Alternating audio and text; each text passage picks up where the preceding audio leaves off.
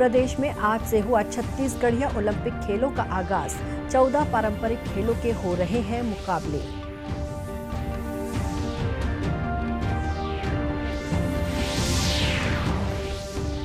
और 36वें राष्ट्रीय खेलों में आकर्षि कश्यप ने महिला एकल बैडमिंटन में जीता स्वर्ण।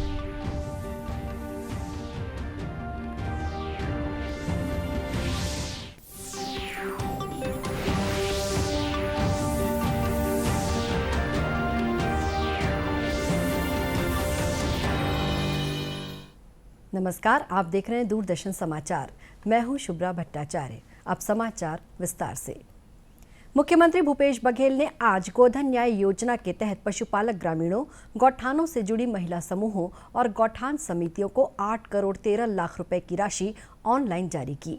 गोधन न्याय योजना के तहत राज्य में अब तक हितग्राहियों को 342 करोड़ 41 लाख रुपए का भुगतान किया जा चुका है।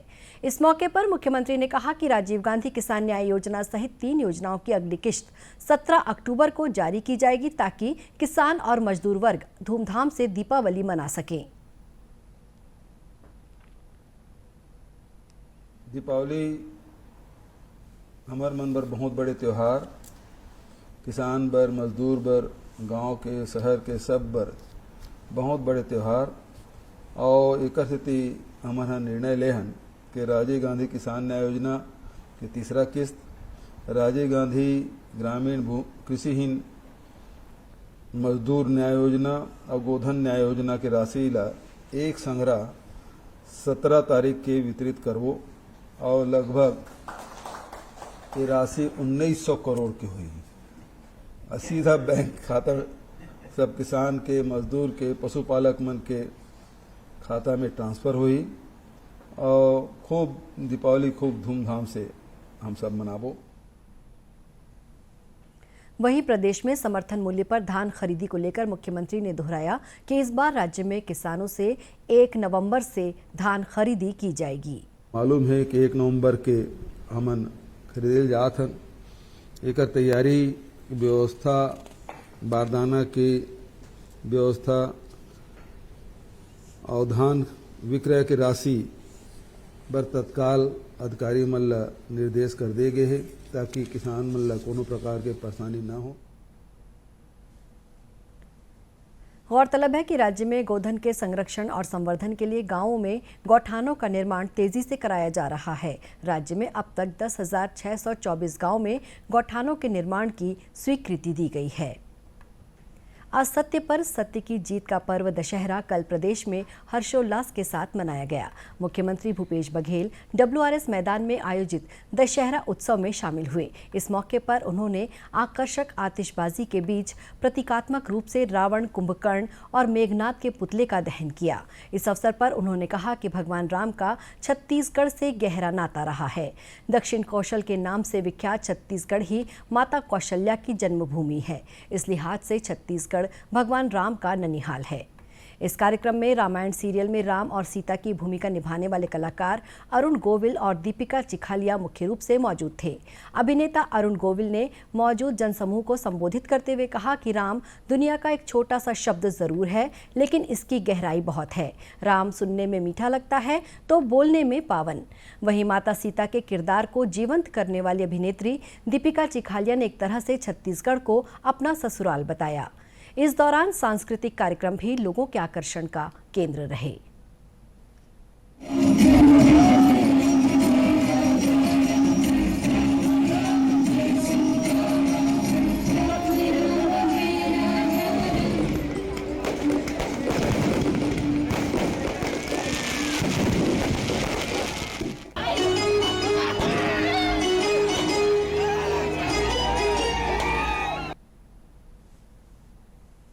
दशहरा पर्व में कल देश के अलग अलग जगहों में जहां रावण का दहन किया गया, तो वहीं बस्तर में रथ की परिक्रमा कराई गई। बस्तर की आराध्य देवी मां दंतेश्वरी के छत्र को 8 पहिए वाले रथ में विराजित कर रथ की नगर परिक्रमा कराई गई। सैकड़ों लोगों ने मिलकर 2 मंजिला इस रथ को खींचा। उसके बाद परंपरानुसार बास्तानार और कोड़ेनार के ग्रामीणों ने रथ को चोरी कर भीतर रहने की रस्म निभाई। ये परंपरा 600 से अधिक वर्षों से चली आ रही है।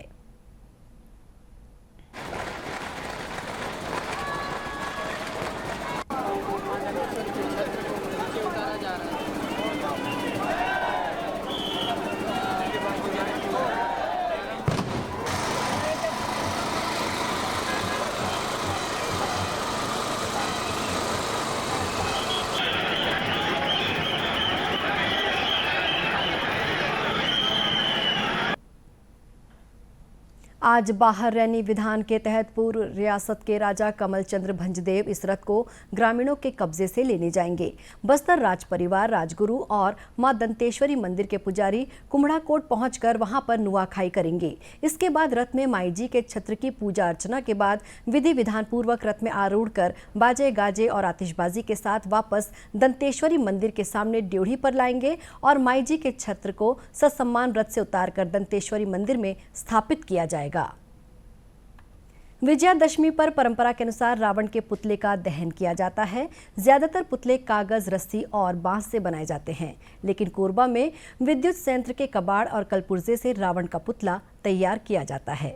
इस साल छत्तीसगढ़ विद्युत उत्पादन कंपनी के कर्मचारियों ने कबाड़ से 105 फीट ऊंचा रावण का पुतला तैयार किया, जो लोगों के आकर्षण का केंद्र रहा। इस साल भी दर्री के लाल मैदान में संयंत्र के कबाड़ से सर घुमाने और बोलने वाला रावण का निर्माण किया गया।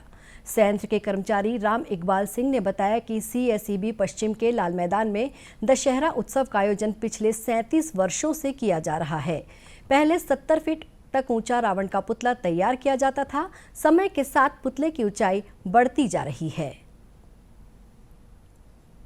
यही जैसे सिर घूमेगा, इसका जो भी मतलब आदमी कैसा सिर घूमता है 180 डिग्री में, तो वो घूमेगा। आँख में मतलब वो आग फेंकेगा, आँख से गुस्सा होगा, मुंह से धुआं फेंकेगा गुस्से में, तलवार से आग निकलेगी उसके, तलवार चलेगी उसकी, और हाइट ही बहुत बड़ी चीज हो जाती है इसकी। कोरबा के लाल मैदान के होने वाले रावण दहन के कार्यक्रम को देखने न केवल कोरबा बल्कि जांजगीर और बिलासपुर जिले से भी बड़ी संख्या में लोग पहुंचते हैं। गौरतलब है कि छत्तीसगढ़ राज्य विद्युत निगम पश्चिम इकाई विद्युत उत्पादन के साथ ही अपने अनूठे दशहरे उत्सव को लेकर पूरे प्रदेश में एक अलग पहचान बनाए हुए है। प्रदेश में आज से छत्तीसगढ़िया ओलंपिक की शुरुआत हो गई है। मुख्यमंत्री भूपेश बघेल ने रायपुर के सरदार बलबीर सिंह जुनेजा इंडोर स्टेडियम में इसका उद्घाटन किया। इस अवसर पर उन्होंने कहा कि छत्तीसगढ़ की संस्कृति और सभ्यता और विशिष्ट पहचान यहाँ की ग्रामीण परंपराओं और रीति रिवाजों से है। इसमें पारंपरिक खेलों का विशेष महत्व है। छत्तीसगढ़िया ओलंपिक खेलों से राज्य के हर गाँव, हर ब्लॉक तथा हर जिले में स्थानीय खेलों का आयोजन होगा। छत्तीसगढ़िया ओलंपिक के आयोजन हो थे, खेल के भी चयन हो गए। एमे कबड्डी भी है, तो एमे बिल्लस भी है, तो एमे बाटी भी है, भौरा भी है, फुगड़ी है, गेड़ी दौड़ है, भौरा है, लंगड़ी दौड़ है, खो खो है, रस्सा खींच है। तो अनेक प्रकार के खेल में आयोजन शामिल किए गए हैं। वहीं खेल मंत्री उमेश पटेल ने कहा कि देश में अब छत्तीसगढ़िया खेल भी अपनी अलग पहचान बनाएंगे।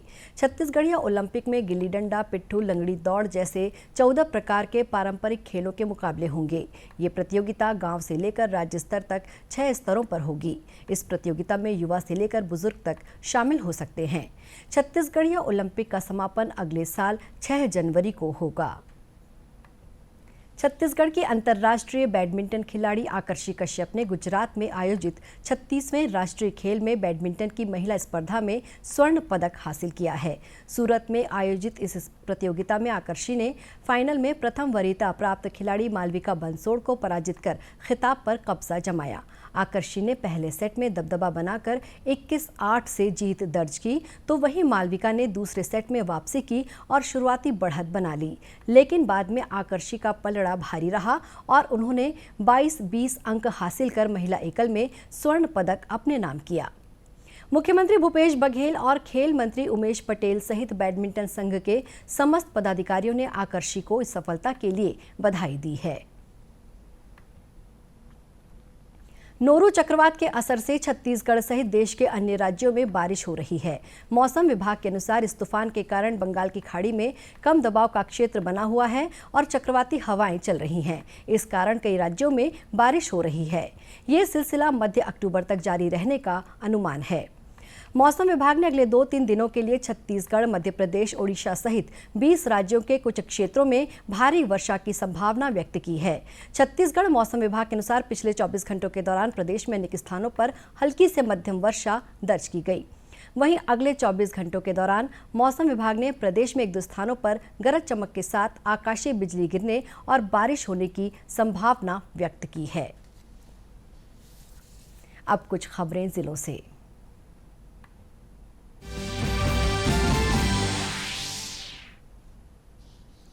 छत्तीसगढ़ उच्च न्यायालय के जज न्यायमूर्ति दीपक कुमार तिवारी ने केशकाल में 1 करोड़ से अधिक की राशि से बनने वाले नए व्यवहार न्यायालय भवन का भूमि पूजन किया। इस मौके पर उन्होंने कहा कि लोक पदधारकों की जवाबदेही है कि सभी को न्याय की सुलभता सुनिश्चित हो सके। इस दिशा में केशकाल में निर्मित होने वाला न्याय का मंदिर इस इलाके के लोगों के लिए अपनी सार्थकता साबित करेगा। इस मौके पर जिला और सत्र न्यायाधीश उत्तरा कुमार कश्यप भी मौजूद थे। दंतेवाड़ा जिले में पुलिस द्वारा चलाए जा रहे घर वापसी अभियान लोन वर्राटू के तहत 5 लाख के इनामी नक्सली ने आत्मसमर्पण कर दिया है। विजयादशमी के अवसर पर मलांगीर एरिया कमेटी सदस्य और नीलवाया जनताना सरकार अध्यक्ष लखमा कुर्राम ने DIG Kamlochan Kashyap, CRPF DIG Vinay Kumar Singh और पुलिस अधीक्षक सिद्धार्थ तिवारी के समक्ष आत्मसमर्पण किया। इस पर अरनपुर थाने में 17 मामले दर्ज थे। जांजगीर चांपा जिले के बलौदा में दशहरा पर्व के दौरान महिलाओं को जागरूक करने के लिए पुलिस ने अभिव्यक्ति ऐप सेल्फी जोन बनाया, जहां महिलाओं और युवतियों को अभिव्यक्ति ऐप की जानकारी दी गई। अभिव्यक्ति ऐप के माध्यम से पुलिस द्वारा महिलाओं को उनकी सुरक्षा के बारे में जानकारी दी गई। अभिव्यक्ति ऐप डाउनलोड करने के मामले में ये जिला प्रदेश में अव्वल है।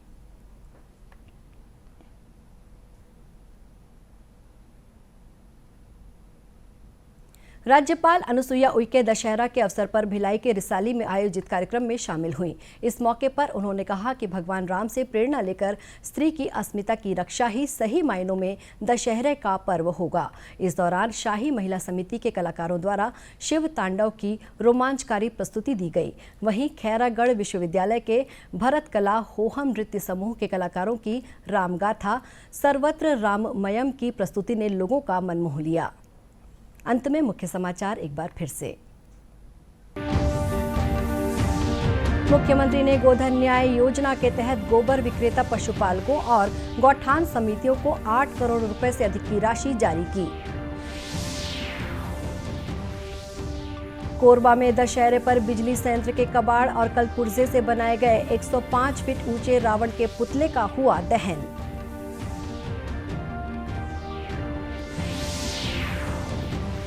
प्रदेश में आज से हुआ छत्तीसगढ़िया ओलंपिक खेलों का आगाज। 14 पारंपरिक खेलों के हो रहे हैं मुकाबले।